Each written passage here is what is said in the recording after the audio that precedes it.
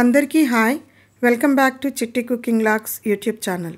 చిట్టి cooking vlogs రెసిపీస్లో ఇప్పుడు పండగలు ఫంక్షన్స్లో అందరూ ఇష్టంగా తినే కమ్మని చింతపండు పులిహోరని ఈజీగా ఎలా తయారు చేయాలో ఇప్పుడు చూద్దాం. పులిహోర తయారు చేయడానికి ముందుగా నేను 50 గ్రాముల చింతపండుని పెచ్చులు ఈనెలు లేకుండా క్లీన్ చేసుకొని నీళ్లు పోసి కడిగి ఆల్రెడీ కాచి పెట్టుకున్న వేడి నీళ్లను అందులో పోసి 10 నిమిషాలు నాననివ్వాలి. 10 నిమిషాల తర్వాత చింతపండుని బాగా పిసికి మెత్తటి గుజ్జుని ఒక గిన్నెలో పోసుకోవాలి. ఆ చింతపండు గుజ్జులో ఎలాంటి తొక్కలు లేకుండా చూసుకోవాలి. ఇప్పుడు స్టవ్ వెలిగించి ప్యాన్ పెట్టి 1/2 స్పూను మెంతులు, 1.5 స్పూన్ నువ్వులు వేసి దోరగా వేయించుకోవాలి. నువ్వులు చిటపటమంటే వేగిపోయినట్లు. ఇప్పుడు వేగిపోయిన వీటిని తీసి పక్కన పెట్టుకొని చల్లారిన తర్వాత గ్రైండ్ చేసుకోవాలి. ఇప్పుడు స్టవ్ మీద గిన్నె పెట్టి మనం ఆల్రెడీ పిసికి తీసుకున్న చింతపండు గుజ్జును పోసి కొద్దిగా పసుపు, కొద్దిగా బెల్లం వేసి గరిటెతో కలుపుకుంటూ లో ఫ్లేమ్లో ఉడకనివ్వాలి. అలాగే 1 స్పూను నూనె కూడా పోసుకొని స్టవ్ని లో ఫ్లేమ్లో పెట్టి గరిటెతో కలుపుకుంటూ చింతపండు గుజ్జు చిక్కబడే వరకు ఉడికించుకోవాలి. 50 గ్రాముల చింతపండు 1/2 కిలో రైస్ని పులిహోర చేయడానికి సరిపోయింది. చింతపండు గుజ్జు దగ్గరికి అయిపోయింది. ఇప్పుడు దీన్ని తీసి పక్కన పెట్టుకొని స్టవ్ మీద కళాయి పెట్టి కళాయి వేడెక్కిన తర్వాత 2 గరిటెల పల్లి నూనెని కళాయిలో పోసుకొని వేడెక్కిన నూనెలో 1 స్పూను పచ్చిశనగపప్పు, అలాగే 2-3 స్పూన్లు పల్లీలు వేసుకొని వేయించుకోవాలి. పల్లీలు ఎక్కువ ఇష్టం లేకపోతే తగ్గించి వేసుకోవచ్చు.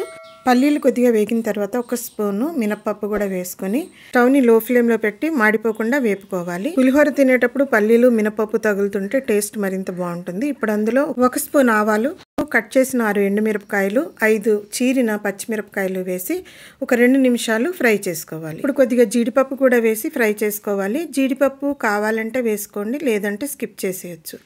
ఇప్పుడు అందులో కొద్దిగా పసుపు, చిటికెడు ఇంగువ, అలాగే కొద్దిగా కరివేపాకు కూడా వేసి ఒకసారి మొత్తాన్ని గరిటెతో కలుపుకొని ముందే ఉడికించి పెట్టుకున్న చింతపండు గుజ్జుని తాలింపులో వేసుకోవాలి.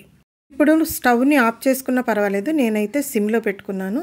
చింతపండు గుజ్జంతా వేసిన తర్వాత ఒకసారి గరిటెతో కలుపుకొని ఆల్రెడీ ఉడికించి ఆరబెట్టిన అన్నాన్ని కళాయిలో వేసుకోవాలి. పులిహోర కలిపే అన్నం పొడి పొడిగా ఉంటే బాగుంటుంది. అన్నం మొత్తం వేశాక చింతపండు పులిహోర మరింత రుచిగా ఉండడం కోసం గ్రైండ్ చేసిన నువ్వులు, మెంతుల పొడి, అలాగే రుచికి సరిపడా ఉప్పు వేసుకొని గరిటెతో మొత్తము అన్నానికి కలిసేలాగా పులిహోరని నెమ్మదిగా కలుపుకోవాలి. చింతపండు పులిహోరలో కొద్దిగా బెల్లం వేసుకోవడం మర్చిపోకండి. అలాగే మనం వేసిన ఇంగువ, అలాగే నువ్వులు, మెంతుల పొడి వల్ల పులిహోర కలుపుతూ ఉంటే కమ్మని వాసన వస్తుంది. చూసారు కదా చింతపండు పులిహోర తయారు చేయడం ఎంత ఈజీనో. నేను చేసిన పులిహోర తయారు చేసే విధానం మీకు నచ్చిందా? మీకు కానీ నచ్చితే తప్పకుండా ట్రై చేయండి.